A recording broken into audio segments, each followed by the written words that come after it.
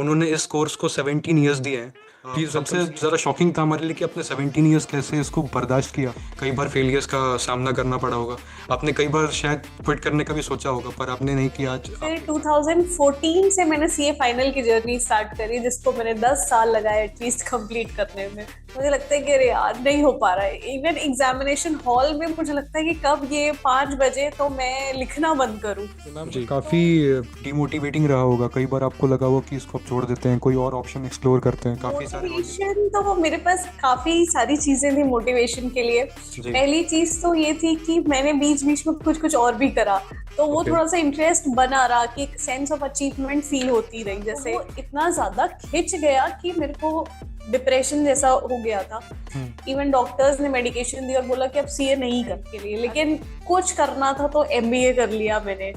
But still वो जो feel थी ना कि मुझे ये सीए जैसी चीज चाहिए ही चाहिए, वो मतलब आई डोंट नो व्हाई, बस वो एक जुनून था कि यार ये चाहिए। तो ठीक है, this is Avneesh, welcome to the legends talk season 1, जहां बातें इंस्पायरिंग नहीं गेम चेंजिंग होती है। और अभी तक के आपने जितने भी पॉडकास्ट हमारे देखे, काफ़ी आपने उसको अप्रिशिएट किया। उसके लिए हम लोग बहुत ज़्यादा थैंकफुल है आपके। आज का ये पॉडकास्ट आपके लिए काफ़ी हेल्पफुल होने वाला है। अगर आप किसी भी प्रोफेशनल कोर्स की प्रिपरेशन कर रहे हैं, अगर आप C S C S C M A किसी भी प्रोफेशनल कोर्स की प्रिपरेशन कर रहे हैं, तो आपके कोई बहुत सारे सवाल होंगे। कई बार आपके मन में आता होगा कि अटेम्प्ट को स्किप कर देते हैं, अब बहुत ज़्यादा मल्टीपल अटेम्प्ट्स हो गए तो अब इसको सी ए कोर्स को छोड़ देते हैं। पर आज के जो हमारे गेस्ट हैं, उन्होंने इस कोर्स को 17 ईयर्स दिए हैं। Please welcome CA Charu Agarwal, ma'am. Ma'am, thank you so much for coming, and it is an absolute honor to have you on our show. Thank you My so much Avneesh for calling me here. Thank you so much, ma'am, for coming, and we really want to know your journey. जब हम लोग discussion कर रहे थे इस podcast का record होने से पहले, तो हमें आपकी स्टोरी काफ़ी इंस्पायरिंग लगी। जब मैं और मेरी टीम डिस्कस कर रहे थे तो काफ़ी सबसे ज़्यादा शॉकिंग था हमारे लिए कि आपने 17 ईयर्स कैसे इसको बर्दाश्त किया। कैसे आपने इतने सारे अप्स एंड डाउन, एक रोलर कोस्टर जर्नी रही होगी, बट नेचुरल सी बात है। कई बार फेलियर्स का सामना करना पड़ा होगा। आपने कई बार शायद क्विट करने का भी सोचा होगा, पर आपने नहीं किया। आज आप एक चार्टर्ड अकाउंटेंट हो।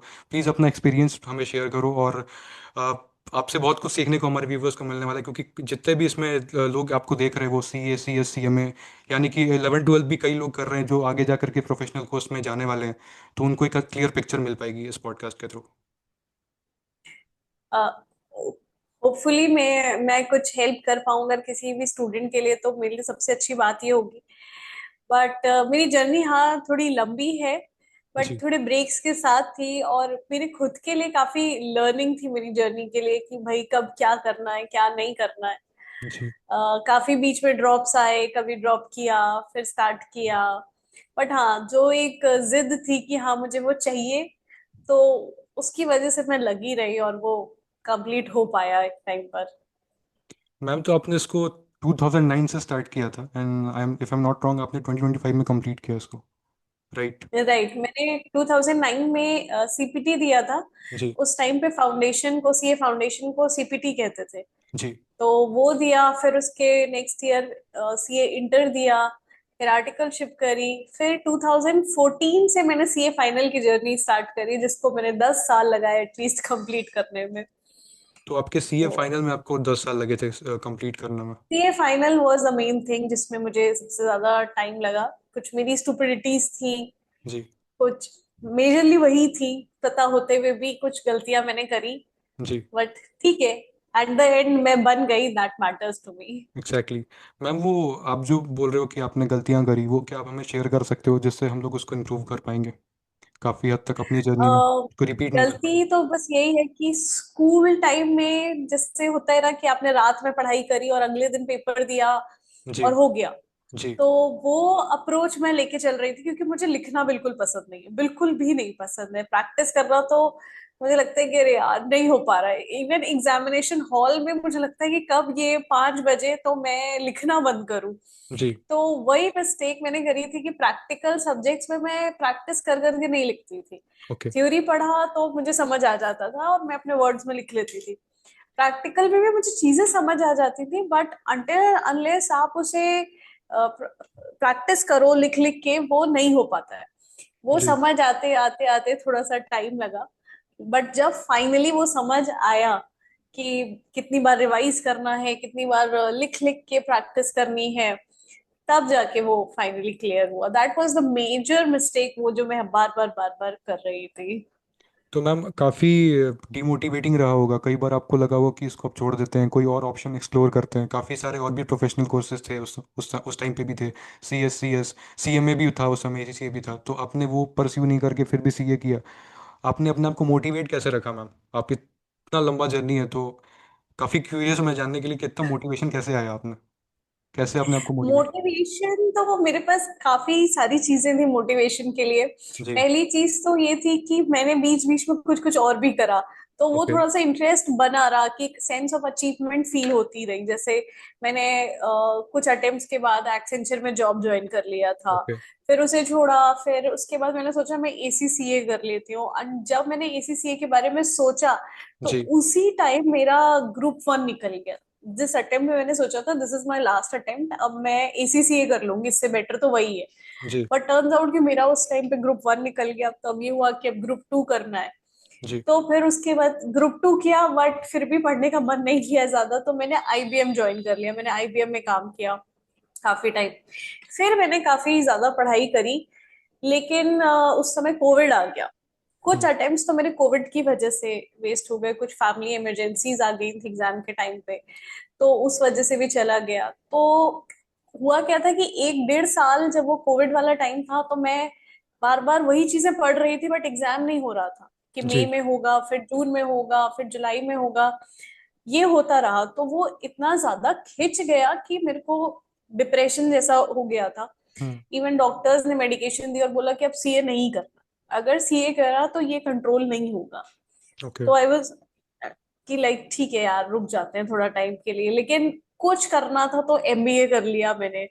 बट स्टिल वो जो फील थी ना कि मुझे ये CA जैसी चीज चाहिए ही चाहिए, वो मतलब आई डोंट नो व्हाई, बस वो एक जुनून था कि यार ये चाहिए। तो इट केप्ट मी गोइंग।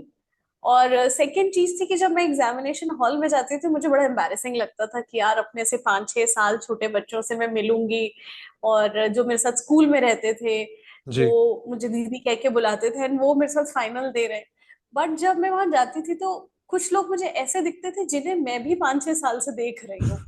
तो आई यूज टू फील मोटिवेटेड उनको देख के कि यार ये तो कर रहे बैलेंस हैं आउट तो हो मुझे जाता था। Balance balance out. आउट हो जाता था। ओके। तो वहां पर काफी एनर्जी मिलती थी। प्लस जब मैंने MBA किया तो वहां जो स्टूडेंट्स थे वो मुझसे 10 साल छोटे थे। जी। मैंने उनके साथ जब पढ़ाई करी ना, तो आई फेल्ट लाइक यार लाइफ में इतना लोड लेने को है नहीं, इतना शर्म करने को है नहीं कि यार इतने बड़े हो गए हैं, पेपर दे रहे हैं, लोग क्या सोचेंगे। वहां से जो एक फीलिंग आई ना कि यार कीप गोइंग, तो हम्म। वो चलता रहा। तो वो डर खत्म डिमोटिवेशन हो गया। आया। डर हाँ, खत्म वो हो गया। डर खत्म हो गया, वो डर राइट। खत्म हो गया एक्चुअली। राइट। प्लस फैमिली का बहुत सपोर्ट था, प्लस हस्बैंड का सपोर्ट होना। आपको पता ही है, CA Nishant Kumar is my husband. Exactly. उसका मतलब उनका पूरा टाइम सपोर्ट था कि यार नहीं, करो करो, तुमको जैसे करना है, ऐसा नहीं है प्रेशर करना, करना ही करना है। जब जी। मैंने कहा मुझे छोड़ना है तो इज लाइक कि हाँ ठीक है छोड़ दो, जब मैंने कहा कि करना है तो हाँ ठीक है कर लो। तो ऐसे मोटिवेशन बना रहा मेरा। He is very supportive for students as well, बहुत अच्छे अच्छे टीचर है वो। और मैं खास करके एंड निशान सर के बारे में एक और बात ऐड करना चाहता हूँ, हमने पहले भी डिस्कशन किया था इसके बारे में। वो जो प्लानिंग बताते हैं, अगर आप उसे फॉलो करते हो तो आई डोंट थिंक कि आप फेल हो सकते हो। बेयर मिनिमम चांस है कि अगर आप फेल हो रहे मैंने ग्रुप 1 ग्रुप 2 बस निशांत के ही प्लान के अकॉर्डिंग निकाला है। मतलब हम दोनों रिलेशनशिप में इसके इंटर के बाद ही आ गए थे, बट लोगों के बीच में लड़ाइयाँ होती हैं, हो। पता नहीं जी। किसी चीज को लेके, तुमने ये नहीं कहा वो नहीं कहा, हमारी लड़ाइयाँ होती थी। वो मुझे पुश करता रहता था कि तुम लिख लिख के नहीं पढ़ती हो, तुम ऐसे ही याद करती रहती हो लिख लिख के। इस पे लड़ाई होती थी। मैं कहती थी मेरा तरीका अलग है, वो कहते थे नहीं लिखो, अगले जी। दिन सुबह रिविजन करो। आई वाज लाइक अगले दिन रिविजन करूंगी तो मुझे समझ आ जाएगा कि भाई मुझे कुछ नहीं आता। It's exactly. Very difficult. तो बट वही मैंने जब प्रोसीजर दोनों टाइम फॉलो किया, तो जाके मुझे समझ आया कि हाँ, रिवीजन की कितनी इंपॉर्टेंस है। और लिख के क्वेश्चंस के प्रैक्टिस करना, ज्यादा सिलेबस कवर करना is not the main thing. Right ma'am. जितना किया है उसको लिख लिख के इतना प्रैक्टिस करना है कि उसमें से कोई भी क्वेश्चन आ जाए तो आप तुरंत कर पाओ। जरूरी नहीं कि वो नंबर सेम होंगे, थोड़ा बहुत डिफरेंस होगा, जी। बट उसको इतना प्रैक्टिस कर लो लिख लिख के कि वो आए तो आप आंख बंद करके फटाफट कर सकते हो। इनफैक्ट मेरा ऑडिट और लॉ ये सब बहुत स्ट्रांग था, क्योंकि ये सब थियरी सब्जेक्ट्स थे। राइट। और मैंने जब जिस अटेम्प्ट में मेरा ग्रुप वन क्लियर हुआ है, उससे पहले जो अटेम्प्ट दिया था, उसमें मेरे एएफएम में 37 और 27 आए थे, आई गेस ओके। 27 थे, राइट। और जब मैंने पूरा लिख लिख के निशांत के तरीके से पूरा प्रैक्टिस किया, रिवीजन किया, उसके अगले अटेम्प्ट में मेरे 73 आए थे एएफएम में। एंड ऐसे ही सिमिलर वे में मेरे अकाउंट्स में जो एफआर है, फाइनेंशियल रिपोर्टिंग, उसमें भी मेरे 69 आए थे। तो मैंने दोनों सब्जेक्ट में एग्जेम्पशन आया था। और मतलब थियरी तो हो ही जाती है, बट प्रैक्टिकल भी मेरा उसी से हुआ है। तो इस पे कॉन्टेक्स्ट यही है भाई, जो भी इस वीडियो को देख रहा है, निशांत सर की बात कभी मत टालो। जो वो बोल रहे हैं वो एकदम आंख बंद करके करो। खास करके वो जो बोलते हैं फॉरगेटिंग कर्व को ब्रेक करने की, वो एक बात बोलते हैं कि जब आप एक चीज़ को पढ़ते हो वो आपको 3 दिन बाद याद होना कम हो जाती है, आपके मेमोरी से वो जाने लगता है, आप उसको दोबारा रिवाइज करो। आई डोंट थिंक कि अगर आप उनके प्लान को फॉलो करते हो तो आप फेल होने वाले हो, एकदम right, chance. Right. I agree, totally agree. The best teacher, मतलब वो प्लानिंग के वाइज तो बहुत सारे मैं वीडियोस देखता हूँ। बहुत सारे टीचर्स एक ही बात को अपने अलग अलग तरीके से बताते हैं, बट उन्हें प्रॉपर एक स्ट्रैटेजी वाइज वो हर एक सेशन लेते हैं। जब एग्जाम के रिजल्ट्स आते हैं आपको कम बैक कैसे करना है, अगर आप उसको फॉलो करते हो तो आई डोंट थिंक कि आप फेल होने वाले हो। मैम आपने एक बात कही राइट। इसमें कि आप काफ़ी डिप्रेशन में चले गए थे, तो ऐसे हमारे काफ़ी सारे व्यूवर्स भी होंगे जो आपसे रिलेट कर पा रहे होंगे, जो एग्जाम में 2-3 बार फेल होने के बाद ना उनको अब समझ नहीं आ रहा क्या करें, उनका दिमाग नहीं काम कर रहा है। तो आप डिप्रेशन से बाहर कैसे आए थे, थोड़ा सा उसका प्रोसेस बता दो तो हेल्प होगी बच्चों को जानने में। डिप्रेशन से मैं बाहर, जनरली जब भी मैं डिप्रेस होती थी तो आई यूज टू थिंक कि ये चीज मेरे साथ पहले भी हुई है, जी। बट इसको मैंने तब भी और अच्छे तरीके से हैंडल किया, और मैं इस बार इसको और अच्छे तरीके से हैंडल कर सकती हूँ। This is nothing, just my mind playing with me, कि एग्जैक्टली। ये नहीं होगा तुमसे, इसको करने का क्या फायदा। मतलब ऐसे थॉट्स आते हैं, यू कैन नॉट कंट्रोल। जी। But the only person who can control, trust me, आप खुद हो। मेडिकेशन से कुछ नहीं होता है, क्योंकि जब तक आप माइंड से स्ट्रांग नहीं होते हो ना, आप कुछ नहीं कर सकते। इमेजिन आपको अभी तक कुछ नहीं था, जस्ट थिंक अबाउट योरसेल्फ कि ये वही है। हम्म। मैंने मुझे मतलब मेडिसिन दी हुई थी, मैंने इंटेंशनली ड्रॉप करी कि भाई मेडिसिन खाती रहूंगी तो मैं पढ़ाई नहीं कर पाऊंगी, क्योंकि जो डिप्रेशन की, एंजाइटी की मेडिसिन होती है उससे आपको थोड़ी सी नींद आती है, जी। तो उससे पढ़ाई नहीं हो पाती थी। तो जिस चीज से आपको डिप्रेशन हो रहा है, या तो आप उससे ब्रेक लो, या इतना स्ट्रांग बनो कि आप उससे फाइट कर सकते हो। मैंने थोड़ा टाइम फाइट किया, फिर मैंने उससे ब्रेक लिया, क्योंकि ओके। दैट वाज लाइक कि अब ब्रेक लेना पड़ेगा। मैंने ब्रेक लिया, मैंने एमबीए किया, डिड समथिंग जिससे मुझे अचीवमेंट फील हुआ, okay. And then came back to CA कि यार अब तो मैं ये कर लूंगी। ओके। तो तो बेसिकली पॉइंट यही है कि जब आप डिप्रेस फील करते हो तो आपको एक स्टेप बैक लो और अपने आप को ये फील कराओ कि आप भी ह्यूमन हो, आपके साथ भी ऐसा हो सकता है। राइट। मेडिकेशन से कुछ नहीं होता। और बहुत लोग ऐसे हैं दुनिया में जिनके साथ ऐसा हो रहा है, बट मैं आपको एक बात बताती हूँ। बचपन से ना मेरे फादर जो है वो, अगर मैं किसी चीज से डर गई या कुछ हुआ, तो वो मुझे हमेशा ना ये बात बताते आए कि सुनीता विलियम्स को देखो वो कहाँ जा रही है, जी। कल्पना चावला को देखो वो कहाँ तक गई। तो वो बात जो मेरे दिमाग में ना, वो एक स्टिक कर जाती थी कि यार वो भी तो हमारी तरह ह्यूमन ही है ना। If they can do something like this, तो क्या मैं एक पढ़ाई नहीं कर सकती? राइट। तो इतना मेरे माइंड मुझे मतलब वो ओवर पावर नहीं कर सकता। जी। तो ये चीज मुझे बहुत मोटिवेशन देती है आज भी। बहुत सारी चीजों में जब मुझे किसी चीज से डर लगता है, तो I think about all these things, कि वो जो बोलते हैं कि हाँ देखो उसको, देखो सुनीता विलियम्स को, कल्पना चावला को। तो this gives me power. And ma'am आपकी ये बातें सुन करके हमें पावर मिल रही है, हमें समझ में आ रहा है कि जब हमारे साथ ऐसा ऑब्वियस ही बातें होता है, ये जर्नी ऐसी ही है कि हमेशा रोलर कोस्टर जर्नी है, हमेशा ऐसा देखने को मिलते रहेगा। राइट, तो आपकी जर्नी से राइट। बहुत सारे व्यूवर्स को एक क्लियर पिक्चर मिल रही होगी, उनकी जर्नी उनकी जर्नी से वो रिलेट कर पा रहे होंगे। एंड जब आप राइट। सीए की प्रिपरेशन कर रहे थे तो काफ़ी फ्रस्ट्रेशन आती होगी कि अगर ये ऐसा नहीं होता, जैसे निशांत सर से मैंने जब बात करी थी, निशांत सर के साथ हमने जब पॉडकास्ट रिकॉर्ड करा था, तो उन्होंने एक पॉइंट बोला था कि यार अगर ऑडिट, जब मैं ऐसा सोच रहा था कि जब तक ये ऑडिट है ना तब तक मैं सीए फाइनल पास नहीं कर सकता। राइट। तो अगर आपको हम्म। अथॉरिटी दी जाती उस टाइम पे, ठीक है, जब आप प्रिपरेशन कर रहे थे, कि आप कुछ नियमों को चेंज कर पाओ, अगर आप आईसीए प्रेसिडेंट अपने आप को एज्यूम करो और आप कुछ नियमों को चेंज कर पाओ, तो वो क्या होंगे जो चेंज डिमांड करते हैं और आपको लगता है कि इस पे काम होना चाहिए? आई डोंट नो बाकी इस चीज पे कोई डिमांड करता है या नहीं, बट हाँ, आई पर्सनली फील कि जो 3 इयर्स के आर्टिकलशिप है जो रिड्यूस होके अभी 2 इयर्स की हो गई है, जी। वो उसकी वजह से जो एक स्टूडेंट वाला हमारा टाइम चल रहा होता है कि पढ़ाई से जुड़े हुए हैं, वी नो कि क्लास करनी है फिर पढ़ना है, वो ब्रेक हो जाता है। वो एक स्टूडेंट वाली फील चली जाती है, आपको लगने जी। लग जाता है आप तो किसी कॉर्पोरेट में काम कर रहे हो, अब तो पैसे कमाने हैं, रोज सुबह उठ के ऑफिस जाना है। वो वापस स्टूडेंट वाली जर्नी में आना, हम्म। वो क्वाइट डिफिकल्ट हो जाता। तो मैं शायद अगर प्रेसिडेंट होती या हो अगर कभी फ्यूचर में, तो आई विल मेक श्योर कि आपने सीए इंटर दिया, फिर उसके कुछ ही गैप के बाद आप सीए फाइनल भी दो। अगर वो 9 मंथ्स और 1 ईयर का गैप के बाद ही आप देते हो, जस्ट लाइक स्कूल हर साल आप किसी नेक्स्ट क्लास में जा रहे हो, राइट। तो वो एक फ्लो बना रहता है, और उसके बाद आप आर्टिकलशिप कर लो maybe. That's what I want. वो मोमेंटम ब्रेक नहीं होगा बेसिकली, आप लगातार राइट करते राइट, रहोगे। मोमेंटम ब्रेक नहीं होगा। राइट। राइट। एंड मैम अभी ना, जैसे 2024 से आईसीआई ने 3 अटेम्प्ट्स को इंट्रोड्यूस कर दिया है। साल में 3 अटेम्प्ट होते हैं, जैन में एंड सितंबर। तो आपका इस पे क्या टेक है? हम्म। जैसे मैं आपके सामने कुछ स्टूडेंट्स का पॉइंट ऑफ व्यू रखता हूँ। उनका कहना है कि 3 अटेम्प्ट्स के बाद ना वो एक लूप में फंस गए। ये मुझे पर्सनली काफ़ी सही लगता है ये 3 अटेम्प्ट आना, क्योंकि आपको ज़रा वेट नहीं करना पड़ता दिसंबर तक का, अगर आपकी प्रिपरेशन है तो। पर उनका भी एक एक पॉइंट ऑफ व्यू है कि जब मैं 1 जनवरी का अटेम्प्ट देता हूँ तो मेरा रिजल्ट उसके 1 डेढ़ महीने बाद आता है।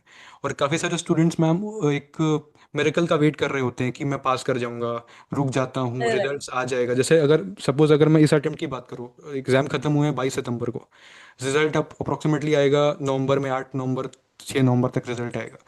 तो 22 के बाद तो 10 दिन तो लोग ऐसे ही चिल करते हैं कि अभी तो एग्ज़ाम दिया है, बहुत बड़ा काम किया है। और इसके बाद राइट। 1 महीने बाद फिर रिजल्ट आने वाला होता है, 1 से 1 महीने और 1 महीने 10 दिन का एक फ़र्क होता है।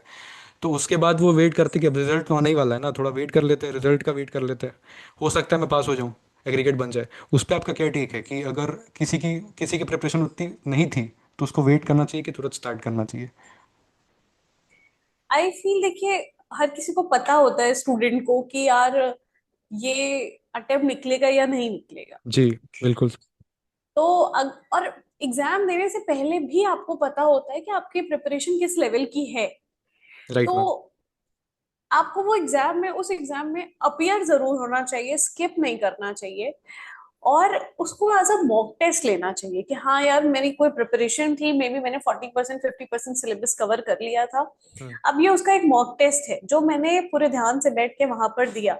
हम्म। आई फील ये 3 3 मंथ्स वाला इज अ बेनिफिट, क्योंकि जब हमारे टाइम पे वो 6 6 मंथ्स पे होता था तो इट वाज लाइक कि यार पूरा साल निकल गया, राइट। अब फिर 6 महीने बाद एग्जाम दो, अब फिर 6 महीने से बाद एग्जाम दो।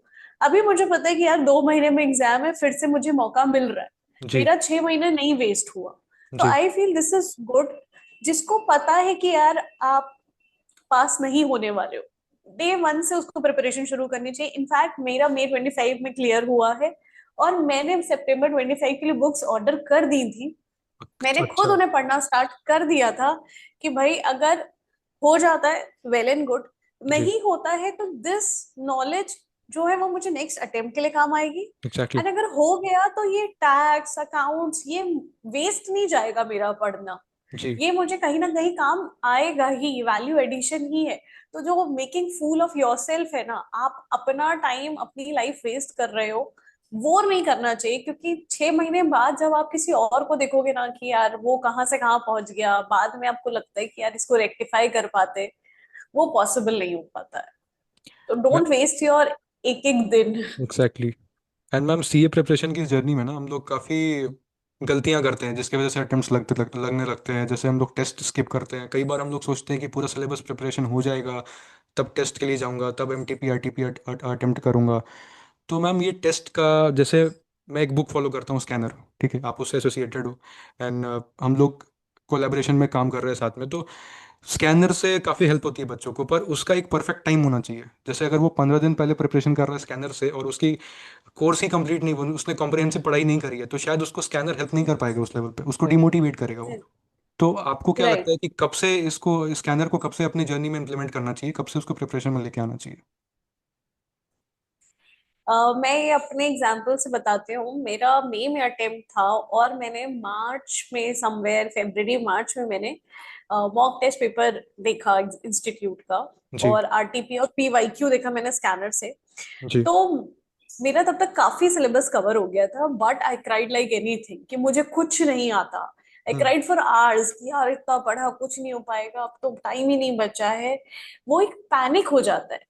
क्वेश्चन वेरी इजी होता है, बट उस क्वेश्चन की लैंग्वेज, जो एग्जाम की लैंग्वेज होती है, वो जी। बिट डिफरेंट होती है। तो वो जो हम बाद में रखते हैं ना, कुछ बच्चे रखते हैं कि अरे पहले पूरा कवर कर लें, फिर पीवाईक्यूज लगाएंगे, क्वेश्चंस लगाएंगे, स्कैनर परचेज करेंगे। जी। वो थोड़ी सी गलत अप्रोच है मेरे हिसाब से। क्योंकि एक हम स्कैनर जो डिजाइन हुई है, वो हम्म। चैप्टर वाइज क्वेश्चन को तो डिवाइड कर ही रहा है, प्लस साथ में वो टॉपिक वाइज भी डिवाइड कर देता है क्वेश्चन को, पास्ट ईयर क्वेश्चंस को, आरटीपीस को, एमटीपीस को। तो जी। आपने जैसे ही कोई टॉपिक कंप्लीट किया, हम्म। आप उसके क्वेश्चंस लगाओ, तो यू विल नो कि मैंने जिस तरह से टॉपिक पढ़ा है, वो एग्जाम में किस तरह से आता है। राइट। तो आप साथ साथ एट पेस चलोगे कि जैसा एग्जाम में आ रहा है मैं वैसे ही करता जा रहा हूँ। ये एग्जाम ओरिएंटेड अगर हम पढ़ाई करें जी। तो बेस्ट पार्ट होता है। क्योंकि लास्ट में आके आप पैनिक करते हो कि यार ये क्या पूछ लिया, ये तो मैंने आज तक पढ़ा ही नहीं है। तो इट्स बेस्ट कि आप डे वन से स्कैनर परचेज करो। The moment you are registered in this course, आप स्कैनर परचेज करो। आप ये फील देखो कि यार एग्जाम में क्वेश्चन किस लेवल का आता है, कौन सा चैप्टर इंपॉर्टेंट है। क्योंकि स्कैनर में काफी चीजें ये भी मेंशन है कि ये टॉपिक इंपॉर्टेंट है, मतलब एबीसी एनालिसिस है, स्टार रेटिंग ऑफ चैप्टर्स है। जी। तो it will definitely help you कि किसको प्रायोरिटी देनी है, फिर किसको प्रायोरिटी देनी है। तो day one is the best choice for PYQs, RTP और एमटी। जी। तो मैम इसमें एक और क्वेश्चन बच्चों का आता है कि हमें कितने टेस्ट देने चाहिए, जैसे बिना, जैसे आपने बोला कि बिना रिटन प्रैक्टिस के आप पास नहीं कर सकते, तो कितने टेस्ट देने चाहिए ईच सब्जेक्ट? अगर आप, मैं सीए फाउंडेशन और सीए इंटरमीडिएट, अगर आप अलग अलग बता पाओ, सीए फाउंडेशन के बच्चों को 4 सब्जेक्ट में कितने मॉक टेस्ट देने चाहिए एग्जाम के पहले, और उसका ड्यूरेशन मतलब एग्जाम के कितने दिन पहले देने चाहिए? जैसे अभी मैं आपसे पूछता हूँ कि अभी जैसे सितंबर चल रहा है और जैन में अटेम्प्ट आने वाला है, तो अक्टूबर नवंबर दिसंबर में अगर आप बताना चाहो कि इस 3 महीनों को कैसे यूटिलाइज करके वो जनवरी में अच्छा स्कोर कर सकता है, तो वो क्या होगा? आई फील कि टोटल आपको एटलीस्ट 5 टेस्ट पर सब्जेक्ट तो देने चाहिए। इवन इफ यू वांट, आप 2 टेस्ट दो और उसको 3 बार रिपीट करो। ओके। क्योंकि एक कॉन्फिडेंस आपको आएगा कि इस तरह का एग्जाम में क्वेश्चन आता है, एक माहौल बन जाता है। क्योंकि जब आप कोई चैप्टर लगा रहे होते हो, उसके साथ उसके क्वेश्चन करते हो, तो इट्स वेरी इजी। जी। बट जब आप कोई टेस्ट पेपर पूरा सॉल्व करते हो, तो आपको अलग अलग क्वेश्चंस मिलते हैं। तो टू अंडरस्टैंड पहले कि ये किस चैप्टर से आया है, जी। इसको स्टार्ट कहाँ से करना है सॉल्व करना, तो वो बहुत डिफिकल्ट है। और एग्जाम में वही प्रेशर को आपको हैंडल करने में मदद करता है। तो जैसे सितंबर चल रहा है, तो by the mid of October आपको पहला टेस्ट तो ले लेना चाहिए। तब तक ओके। आपका भले ही 50% सिलेबस हो, ओके। 50% का ही टेस्ट दो, लेकिन इंस्टीट्यूट की आरटीपी एमटीपी जो पूरा एक क्वेश्चन पेपर एक साथ होता है, उसको देखो।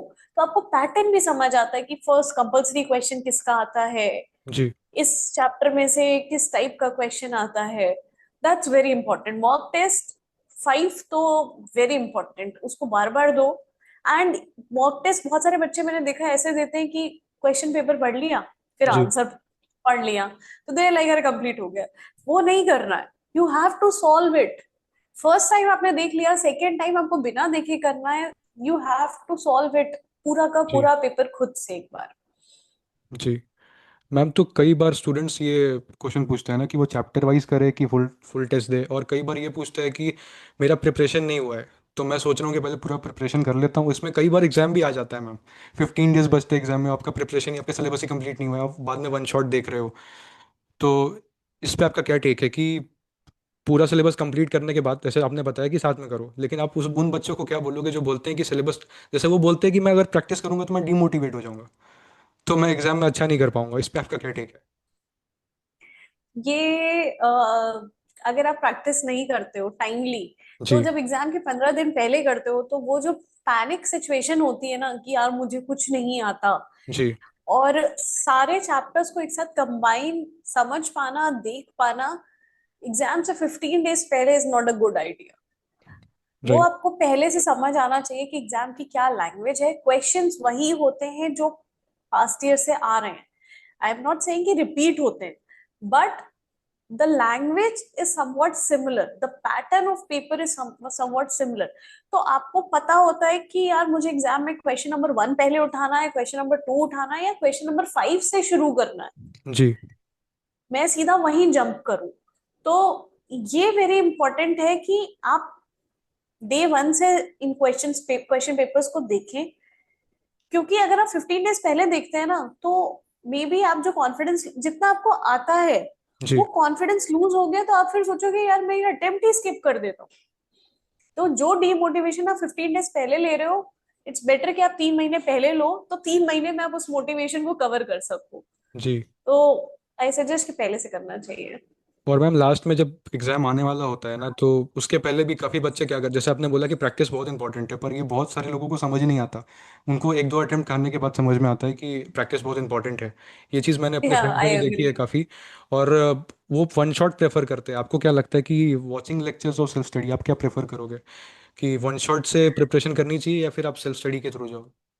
आपने क्या किया था? मैं अगर अपनी बात करूं तो मैंने सिर्फ एक कोचिंग करी है, अकाउंट्स की कोचिंग, वो भी आर्टिकलशिप के टाइम पे। उसके बाद मैंने पूरा सेल्फ स्टडी से किया, क्योंकि टीचर आपको एक सब्जेक्ट बार बार पढ़ा सकता है, कोई नई बात नहीं बता देगा। जब तक आप खुद उसको पढ़ के अपने नोट्स नहीं बनाओगे, अपने हिसाब से क्वेश्चंस को नहीं करोगे, जी। एग्जाम से पहले आपको 24 आवर्स में क्या रिवाइज करना है, क्योंकि आपको ऑलमोस्ट 24 आवर्स ही मिलते हैं, उसकी एक चेकलिस्ट नहीं बनाओगे अपने हाथ से, तो कोई टीचर आपकी हेल्प नहीं कर सकता है। एग्जैक्टली। वो वन शॉट बता देंगे, लेकिन जब तक आपने खुद से उसको अंडरस्टैंड नहीं किया होगा, जी। तो कोई फायदा नहीं है। आई थिंक वो टाइम वेस्ट होता है कि आप बार बार रिवीजन देख रहे हो, रिवीजन देख रहे हो। मेरे बहुत सारे फ्रेंड्स हैं, they start after every exam they like coaching कर लेते हैं वापस से। हमने कोचिंग करके क्या करोगे दोबारा से? यार पढ़ाई करो खुद से। जी। पढ़ लिया जितना पढ़ना था, जो बुक में लिखा है टीचर ने पढ़ा दिया, नोट्स बनवा दिया, अब तुम्हें खुद से इसको देखना है कि क्या कर सकते हो। तो I feel self study is the best thing जो उनको करनी चाहिए। Thank you so much ma'am for your opinions. काफ़ी मज़ा आया आपसे बात करके। आई होप कि जो इस वीडियो को देख रहा होगा, अगर आप सीए, सीएस, सीएमए किसी भी प्रोफेशनल कोर्स की प्रिपरेशन कर रहे हो, तो आपको आपकी प्रिपरेशन को लेके क्लियर पिक्चर मिली होगी। आई होप कि आपको समझ में आया होगा कि आप क्या गलतियां कर रहे हो, आप उसको रेक्टिफाई कर पाओगे करेक्टली। और इसमें हमने लगभग सारे पॉइंट्स को डिस्कस किया है। वन शॉट के बारे में बात किया, टेस्ट के बारे में बात किया, जिसके वजह से आप फेल हो रहे हो।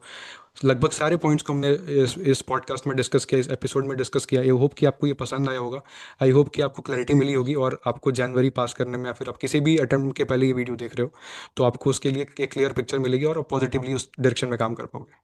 थैंक यू सो मच मैं मैम फॉर एक कमिंग। बात और कहना चाहूंगी, सीए स्टूडेंट्स एक बहुत बड़ी मिस्टेक करते हैं जी। कि जब वो एग्जाम्स आने वाले होते हैं, एग्जाम की प्रिपरेशन कर रहे होते हैं, तो वो बिल्कुल ऐसे हो जाते हैं कि लाइफ जीना ही छोड़ देते हैं। सिर्फ पढ़ाई पढ़ाई पढ़ाई पढ़ाई, अरे नहीं मेरे एग्जाम्स हैं। तो मुझे लगता है कि प्लीज साथ साथ मजे मस्ती कुछ एक्टिविटी करते रहो, दैट कीप्स यू अलाइव, और वो आपके राइट। ब्रेन को भी अलाइव रखता है। और उसके साथ ही आप पढ़ाई करो और एग्जाम्स दो। Never stop living your life CA के चक्कर में, वरना तो बाद में बहुत रिग्रेट होता है कि यार ना एग्जाम निकला ना जिंदगी जी। तो आप साथ साथ अगर दोनों चीजें करोगे, तो जल्दी निकल जाएगा आपका एग्जाम, जल्दी क्लियर कर लोगे आप। चीज़ों को बैलेंस आउट करना बहुत ज़रूरी है, राइट। एग्जैक्टली। अदरवाइज कुछ नहीं होगा बेसिकली। अभी राइट। हमारी उम्र है कि थोड़ी बहुत हम लोग मल्टीपल चीज़ों को एक्सप्लोर कर सकते हैं, with studies of course. With studies आप साथ में पढ़ाई को छोड़ नहीं सकते। पर एकदम से, जैसे मैं कई लोगों को देखता हूँ 12 घंटे 14 घंटे पढ़ते, बिल्कुल सही, पढ़ना चाहिए, उनकी वो अपनी कॉल है। पर कहीं से उनको एक ऐसी एक्टिविटी करनी चाहिए जहाँ से कुछ एनर्जी आ रही हो, जिसको अपने वो पढ़ाई में इन्वेस्ट कर पाए। Exactly, right right. Thank you so much, ma'am, for coming. Thank you so much for your time. Thank you so much for doing this. I just want to thank Suchita Prakashan for arranging this podcast. काफ़ी अच्छा लगा मेरे को ये podcast record करके। ये मेरी team के लिए काफ़ी बड़ी बात है। Thank you. और ये पॉडकास्ट हमने काफ़ी टाइम से प्लान किया था। ये हम इनकी टीम से हम लोग डिस्कस कर रहे थे। और मैं एक इंसिडेंस बताता हूँ आपके साथ। When I was in Pune, मैं और मेरा फ्रेंड दोनों डिस्कशन कर रहे थे, तो हमारे एक टीचर ने हमें रिकमेंड किया था कि आप स्कैनर परचेज करो। ठीक है, तो आप स्कैनर परचेज करके आप राइट। उस चीज़ से बार बार मल्टीपल क्वेश्चंस को प्रैक्टिस करो। तो हम लोग नीचे स्टेशनरी में गए और हमारे पास उस दिन पैसे नहीं थे स्कैनर परचेज करने के, तो हमने अपने एक फ्रेंड से लिया और उसको वो फोटो कॉपी कराने के लिए हमने उसको दिया वहाँ पे। तो उसके लिए भी हमने, हमारे पास उस वो भी अफोर्ड करने के वहाँ पे पैसे नहीं थे उस दिन, हमने कुछ कहीं खर्च कर दिए थे। तो वो एक दिन है, और आज हम लोग कोलैबोरेशन कर रहे हैं सुचित्रा प्रकाशन के साथ, life is full of circle. काफ़ी बड़ी बात है हमारे लिए। Thank you so much ma'am for. Glad to hear that. Thank thank you. You. Thank you. मुझे बहुत अच्छा लग रहा है कि स्कैनर्स आप लोग को किसी भी तरह से हेल्प कर पा रही है। The main motto scanner is कि बच्चा कॉन्सेंट्रेटेड रहे कि क्या इम्पोर्टेंट है।